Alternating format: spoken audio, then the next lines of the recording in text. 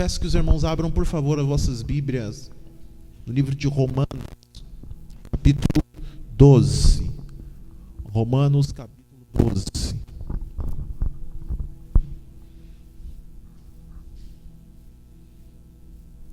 Glória a Deus.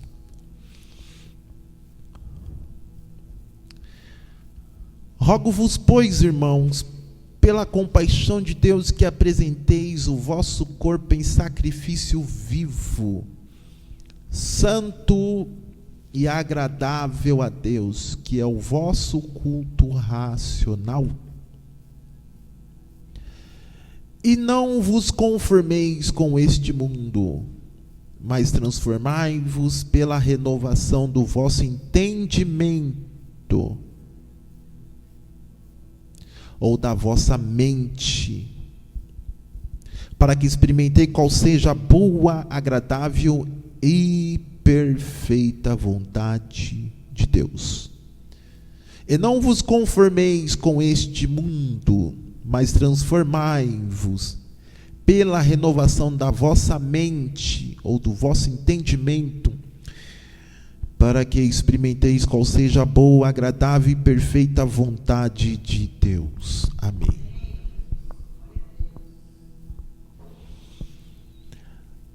Dar-nos a gente entender o desejo de Deus em relação a nós, a ser como pessoa, indivíduo, e a nossa vida particular diante de Deus. Poderíamos dizer que grau é qual grau é o nosso relacionamento com Deus? Que tipo, digamos assim, que tipo de acessibilidade tenhamos com Deus, ainda quando queremos reivindicar alguma coisa em nosso favor? E quais são as aspiração ou concepção? Concepção é aquilo que você carrega dentro de você e dentro da sua mente, o seu ponto de vista, ou poderíamos dizer o seu pensamento. O que pensais? No que pensais? Pois a própria Bíblia diz que o homem pensou em sua mente ou em sua alma, assim ele é. Mente. E quando nós falamos a palavra mente, a ideia que vem é que a mente está na massa cefálica, a cabeça, mente. A mente é como se fosse a parte do cérebro. Esta é a ideia de mente quando nós citamos, falamos, conceituamos, teoriamos, falamos a respeito de mente. Cérebro é um órgão, cabeça é uma parte do corpo. Mente não tem nada a ver com cabeça ou com cérebro. A mente não é um órgão.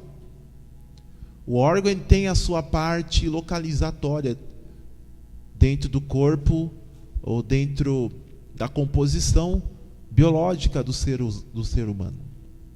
A mente também não é um membro. Mente, a palavra, ela no latim significa espírito, alma. A mente, nós poderíamos caracterizar como o nosso sentido, aquilo que nos direciona e que nos leva, o que nos compõe. Compõe como concepção. O que está em nossa mente, o que está no nosso ser, o que está no nosso interior. E o que domina a nossa mente e o que direciona a nossa mente. Existe o armazenamento da mente, os bastidores da mente. Os bastidores da mente é o que está resguardado na mente. E a mente, ela tem as suas fronteiras. Tudo aquilo que nós aspiramos e a maior parte das nossas atitudes são produto de nossa mente, aonde somos levados, aonde somos conduzidos. O que nos domina diuturnamente. A nossa mente, ela é revolvente, significa ela sempre está em dinâmica. Mas essa dinâmica da mente, ela precisa ter uma diretriz. Aonde está a sua mente? A mente é o que nos liga ao que está no coração. Ou seja, passa pela mente e desce para o coração. E quais são os que dominam a sua mente? O que domina a sua mente residirá dentro do seu coração. Passa pela mente e desce para o coração. Enquanto está na mente, você pode ter o controle. Enquanto está na mente, você pode dominar. Mas depois que desce para o coração, já se torna algo que te domina. Se não consegue controlar a mente, não vai ter o domínio do seu coração. Se você não consegue controlar aquilo que você pensa, você não vai conseguir controlar aquilo que você sente. Se você é um mero produto do que você pensa, o seu coração vai trazer uma identidade daquilo que você é. A Bíblia diz: do coração procede todas as coisas do homem. Não é o que entra, mas é o que sai. E Jesus falava nessas considerações quando dizia a respeito da tradição dos anciões. Pois os anciões queriam demonstrar coisas fúteis, pessoas que querem se esconder atrás de uma falta, de uma fraqueza, de uma lacuna. Já repararam que as pessoas, quando te aponta, te acusa, ela está tentando fugir de uma fraqueza que ela tem? Os santarrões, na realidade, eles brigam contra si mesmo e querem refletir nos outros. Pessoas que gostam de dar muitas exortações, elas não se auto-exortam. Ela tem uma fraqueza e esconde atrás de uma fraqueza, atrás de exortações, contrassenso. As pessoas que mais dão lição de moral nos outros, ela internamente, dentro das suas convicções, não tem moral. As pessoas mais arrogantes são aquelas que não conseguem se sentir bem consigo mesmo. Pessoas desequilibradas. Elas não têm um domínio da mente. E elas têm habilidade de apontar, de acusar, de julgar, de ofender. Jesus falava muito destas pessoas como sepulcros calhados, bonito por fora, mas podre por dentro. Pessoas de mentes cauterizadas, que não têm o domínio da mente. Quando se não tem o domínio da mente, já é um passaporte direto para armazenar no coração. Já não tem os próprios raciocínios do equilíbrio do que é bom e do que é agradável, do que é perfeito, bom, perfeito e agradável. Não consegue ter um desdobramento, um entendimento dos 3 estágios da vontade de Deus. Ele não consegue experimentar nem o que é boa, nem o que é agradável, muito menos o que é perfeito. Pois para quem não entende a vontade de Deus, sempre carregará que a vontade de Deus é consternação e constrangimento. A vontade de Deus, ela não gera consternação nem constrangimento.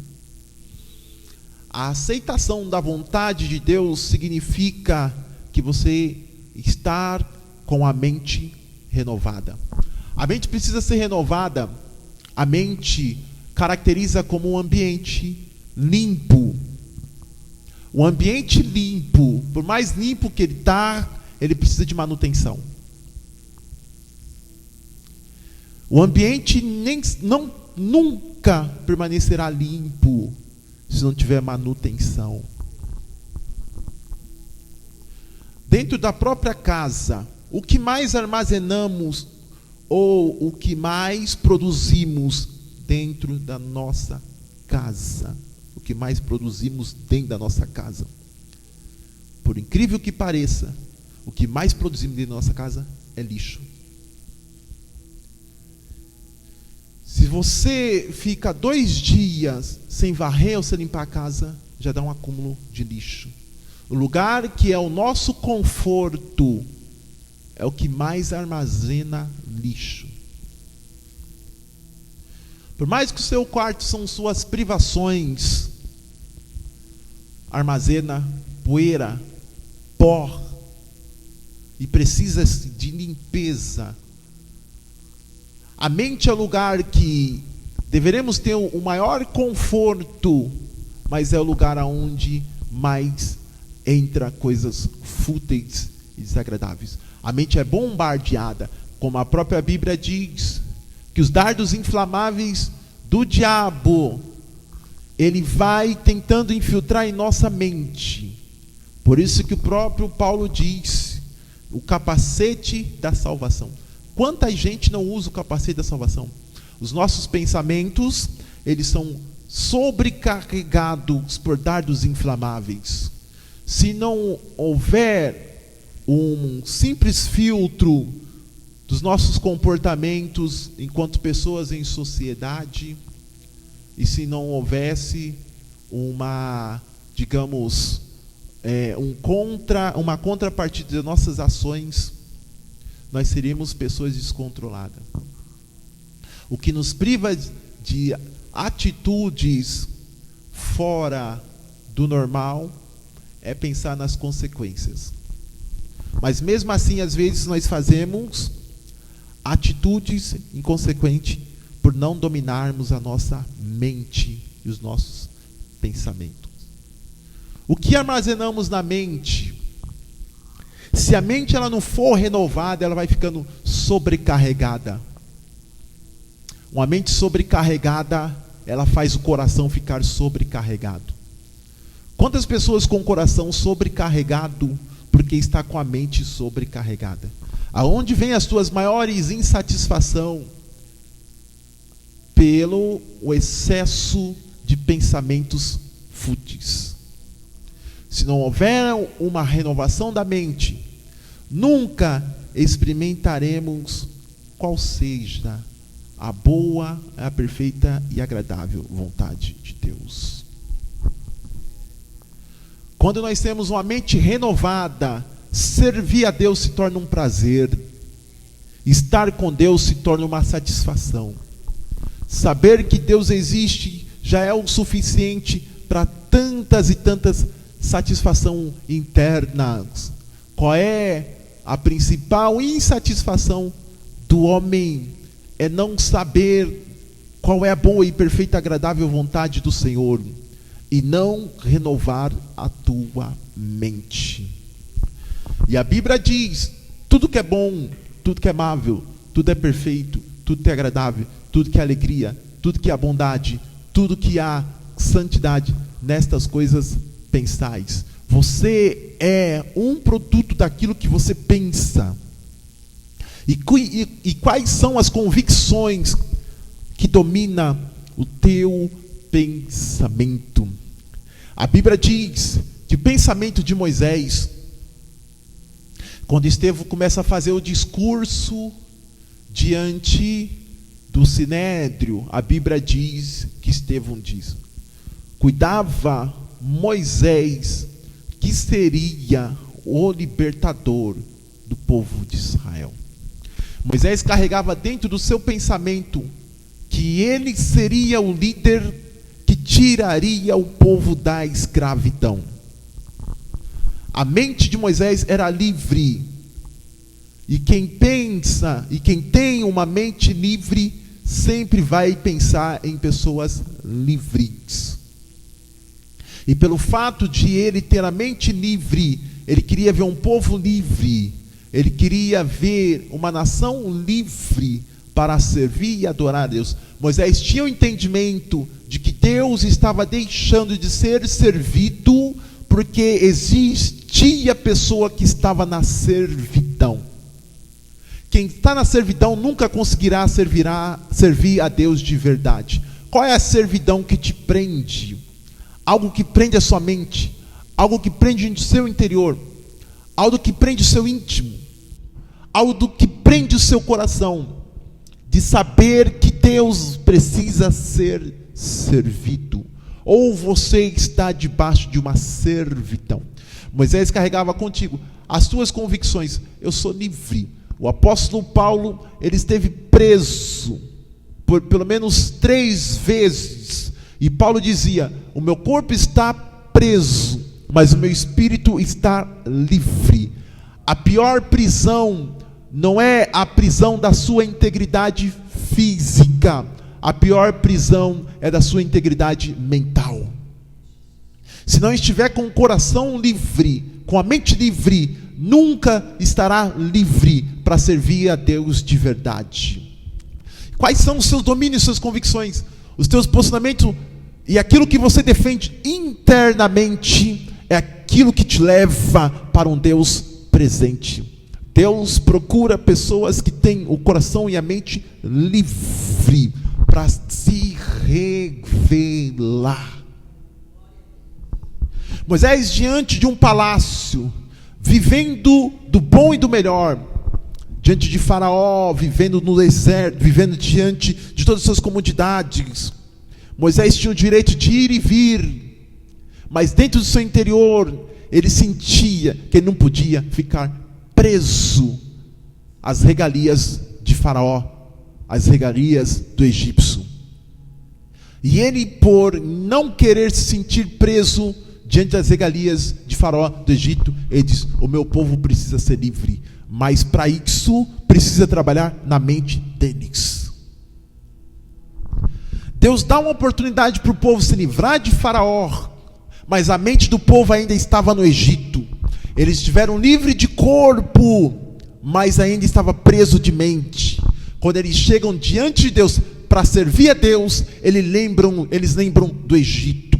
A mente deles ainda estavam cativas, a mente deles ainda estavam presa, e eles sentiam falta dos manjares do Egito, e os maná para eles não era o suficiente, as codornizes para eles não eram o suficiente, as maravilhas de Deus para eles não eram o suficiente, o mar abrir diante deles não era o suficiente, Deus mandar água no deserto não é o suficiente. Quem tem a mente aprisionada, ainda que Deus manifesta milagres, eles sempre terão a mente no Egito. Eles nunca vão glorificar a um Deus que faz maravilha, provê uma mesa no deserto. O Egito vai estar sempre no coração dele, no coração dela. Vai sentir saudade do alho, do coentro. Vai sentir saudade do tempero do Egito, porque a mente dele está no Egito. A mente dela está no Egito. São pessoas que nunca terão a gratidão de ter um verdadeiro louvor a Deus. Nunca servirá a Deus com integridade, porque a sua mente está aprisionada. Quando a mente for livre, é o momento de começar a experimentar a vontade de Deus com maestria. Quando a mente for livre, nunca mais você vai ter vontade de voltar para o mundo.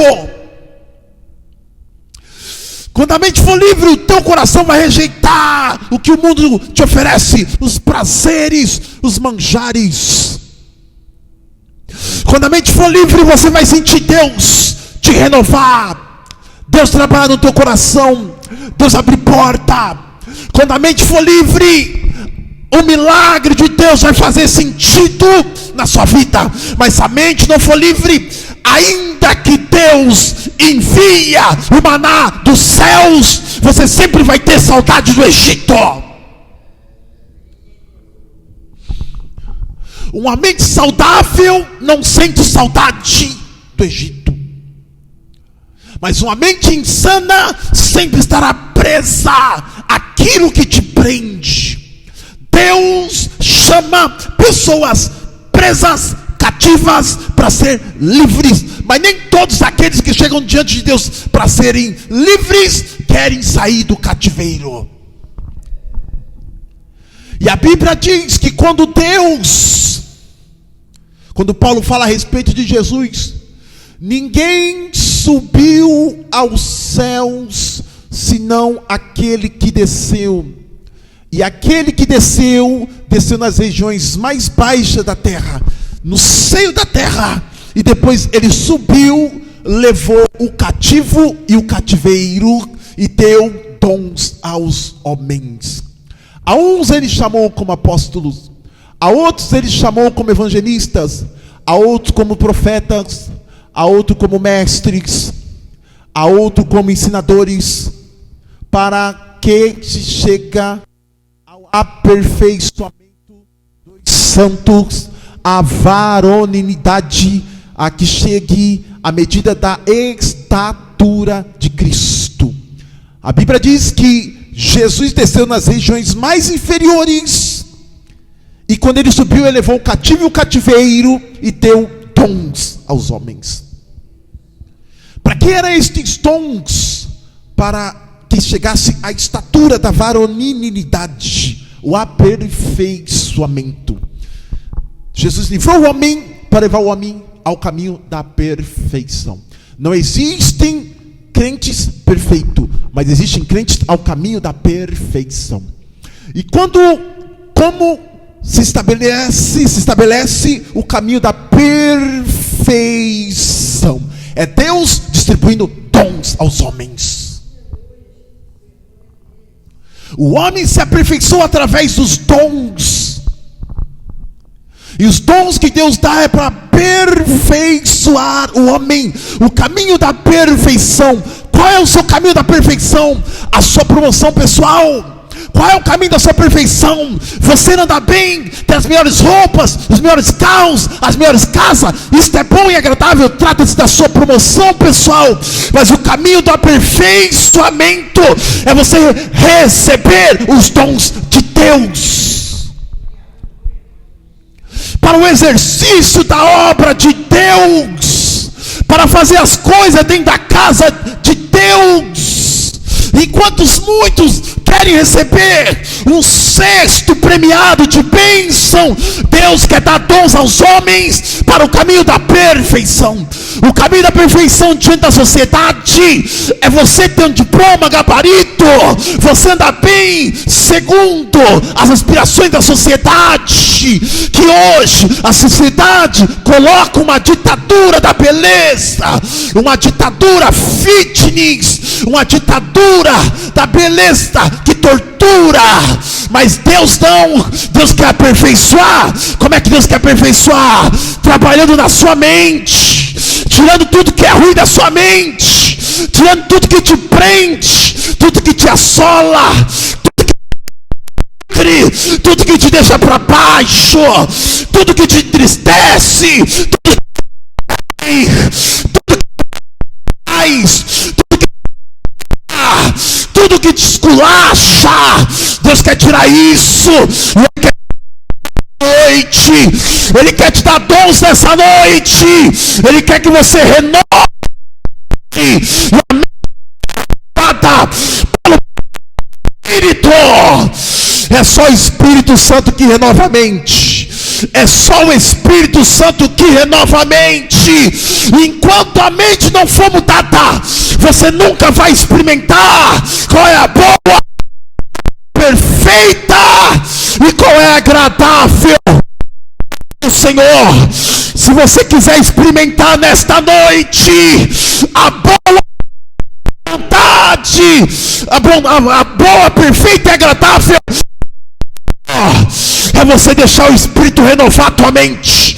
Renova os teus pensamentos, renova o seu interior, renova o teu íntimo, renova o teu ser.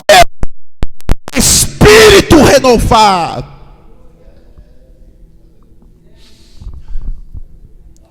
O único lugar aqui na terra que Deus construiu, que não precisava de limpeza, era o Jardim do Éden. Era o único lugar que não precisava de limpeza. Deus colocou frutos lá. Mas o dia que a Bíblia diz que o homem pecou, Deus expulsou o homem do Jardim do Éden. E Deus colocou querubins e uma espada que revolvia o jardim do Éden. A espada flamejante que revolvia era uma espada de fogo, e ela ficava girando. Ela girava e ficava em torno do jardim. Ela fazia um movimento, e ela era fogo revolvente e fazia barulhos. Deus guardou o jardim do Éden, porque quando entrou o erro, entrou o pecado, entrou tantas mazelas, Deus precisava guardar o jardim com querubins e espada revolvente. É lugar que não precisava ser limpo, porque a espada revolvia e os querubins guardavam. Mas qualquer outros lugares, Deus tirou Adão e Eva do jardim, e qualquer lugar que eles habitassem, eles tinham que cuidar do lugar, para que não entrasse sujeira. Se a tua casa é o teu lugar de conforto, precisa de manutenção, imagina a sua mente também precisa de manutenção. Se não renovarmos a mente, nós nunca vamos experimentar o melhor de Deus para a nossa vida. A mente, ela vai fugindo de uma mente espiritual. A mente natural, quando ela não é renovada, ela vai fugindo da sua própria razão. E o culto já não é racional. Qual é o segredo do culto? O culto ele precisa ter 3 estágios. E às vezes o culto não chega nem no primeiro. O segredo do culto é que ele chega a 3 estágios. Porque o culto é vontade de Deus. O primeiro estágio é você sair do estado natural para o estado espiritual. Ou seja, o primeiro estágio é que o culto seja bom. É que a nossa mente saia de uma mente natural para entender uma mente espiritual. Existem pessoas que ela vem na igreja para receber revelação, mas a mente dela não está uma mente espiritual. Porque quem tem uma mente espiritual nunca vai ficar esperando revelação, ela vem para adorar. Quem vem para adorar nunca vai ficar esperando revelação, porque a mente dela está espiritual, ela já está diante de Deus. Quem está diante de Deus sempre sentirá seguro, segura. Aqui eu estou no lugar para ser abençoado. Aqui eu estou no lugar da resposta. Aqui eu estou no lugar sobre as asas do Onipotente. Aqui eu estou diante do esconderijo do Altíssimo. Aqui eu estou aqui eu estou no lugar onde Deus habita. O objetivo do culto, ele precisa ser bom. E para o culto ser bom, não precisa ser uma grande festa. Para o culto ser bom, não precisa ter uma grande multidão. O culto ser bom é você lançar o teu raciocínio e dizer: Senhor, eu estou aqui e o Senhor está aqui. O primeiro processo, o culto natural, um culto espiritual. Depois que nós somos levados a um culto espiritual, nós tiramos todas as coisas incapíveis, abre o coração, para que a intensidade da manifestação de Deus seja mais forte. Aleluia. Se você entrar no culto, e o culto ser um objeto de incômodo, você ainda não saiu da mente natural. Se você entra num culto e você não consegue sentir o toque do Espírito, o culto seu ainda não foi espiritualizado. O teu ambiente não está espiritualizado. A sua mente ainda não está espiritualizada. Mas quando a intensidade do culto vai crescendo, você vai sentindo um bem-estar na casa do Senhor.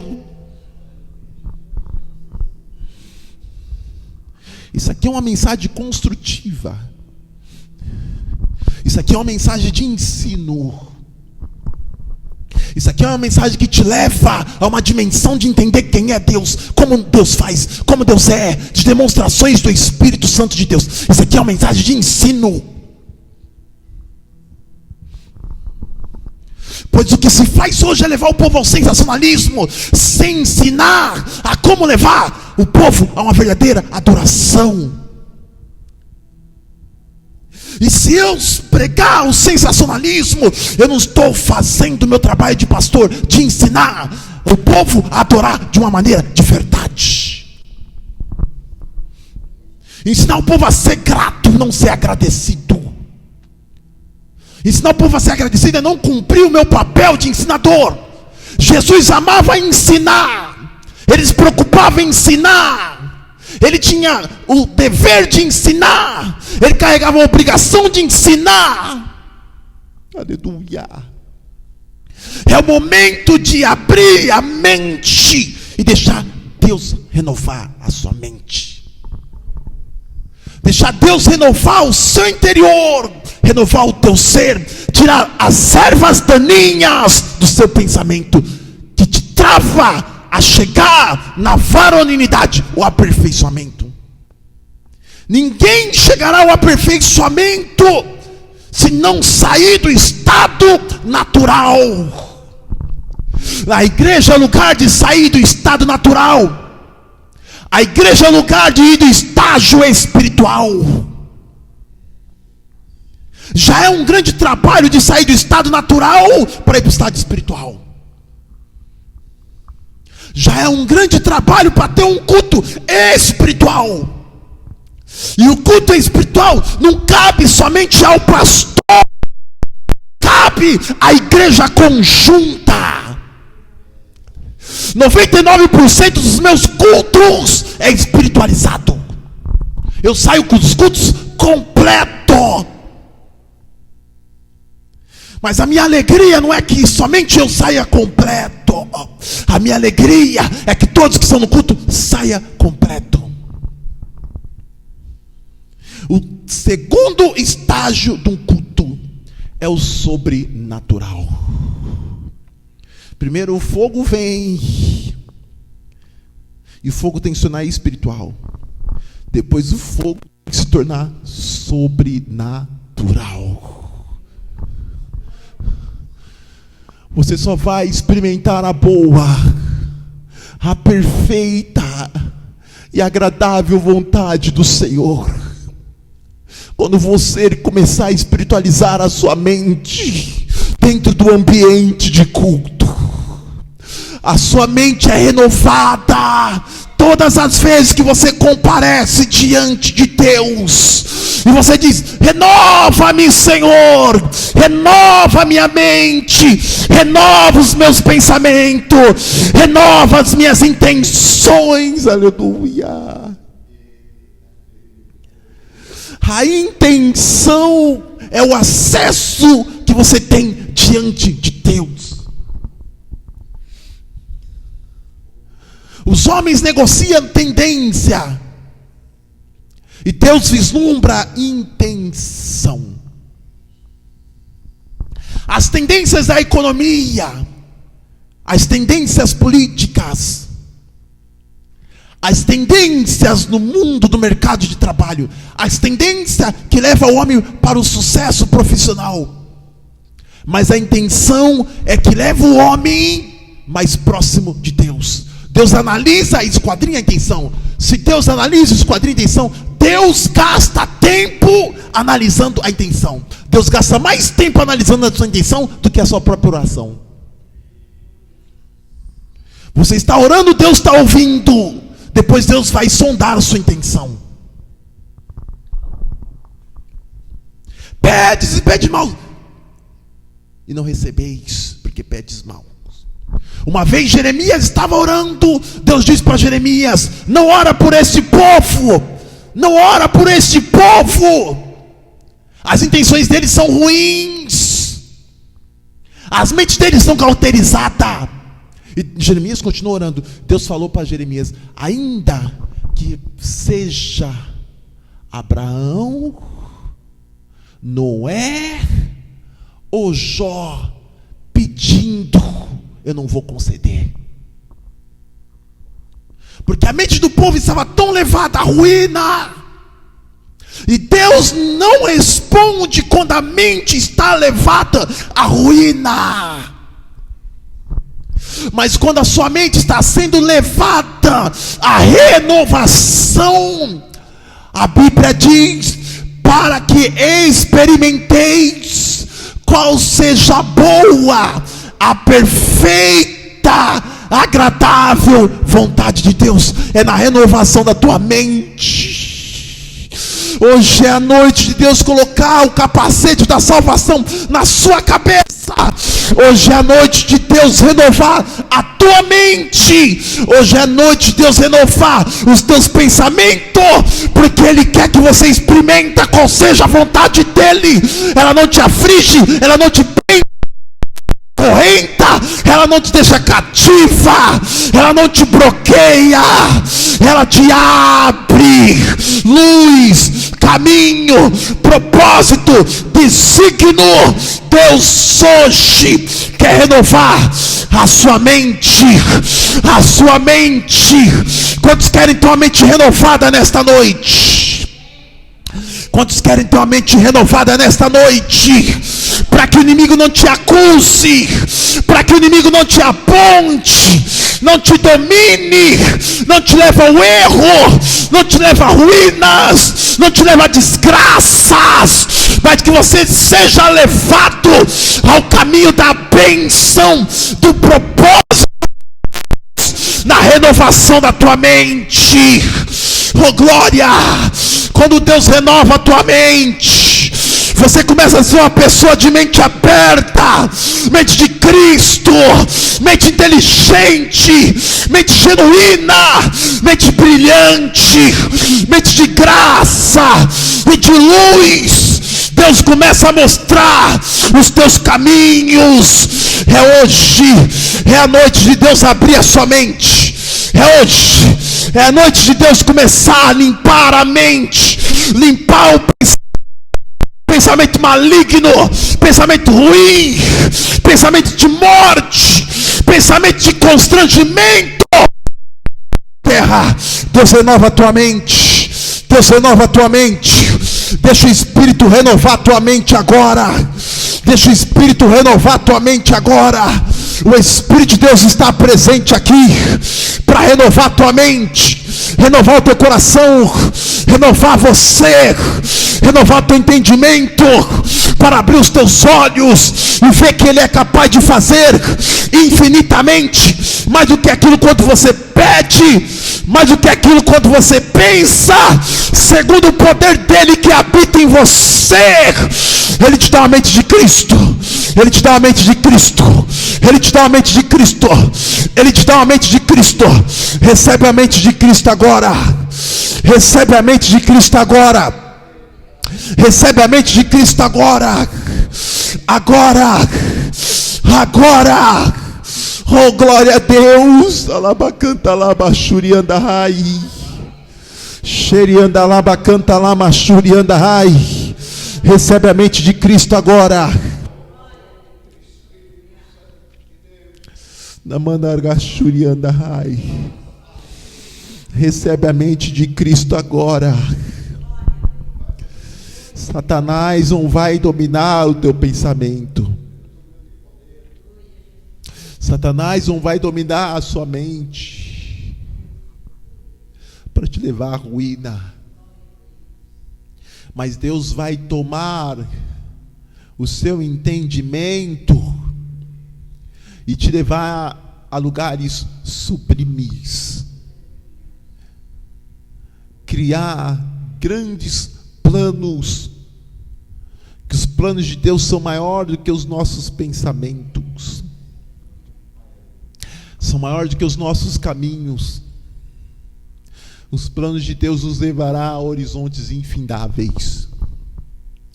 Deus quer livrar a tua mente de ruínas. O psicopata, na verdade, ele cria fantasmas ruínas na mente, premeditado. Ele vai premeditando, pensando coisas ruins, e um abismo chama o outro. O criminoso, ele vai forjando na sua mente. O maligno, ele vai forjando na sua mente.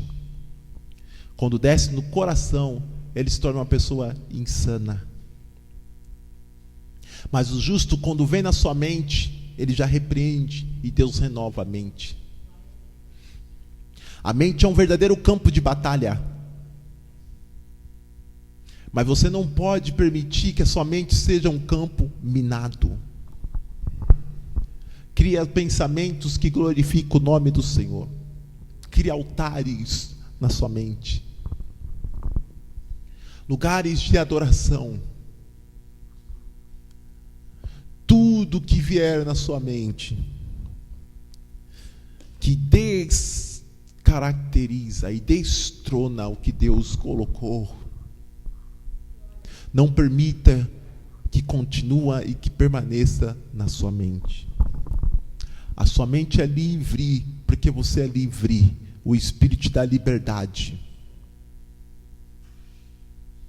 A sua mente, ela precisa ser renovada. A partir do momento que a sua mente é renovada, é hora de você começar a experimentar qual é a boa e a perfeita e agradável vontade do Senhor. É essa noite que o Espírito toca a sua mente.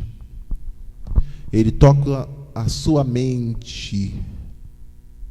E Ele vai te levar ao caminho da boa e da perfeita, da boa, agradável e perfeita vontade de Deus. Levante tuas mãos em nome de Jesus. Deus está tocando no teu coração, na tua mente.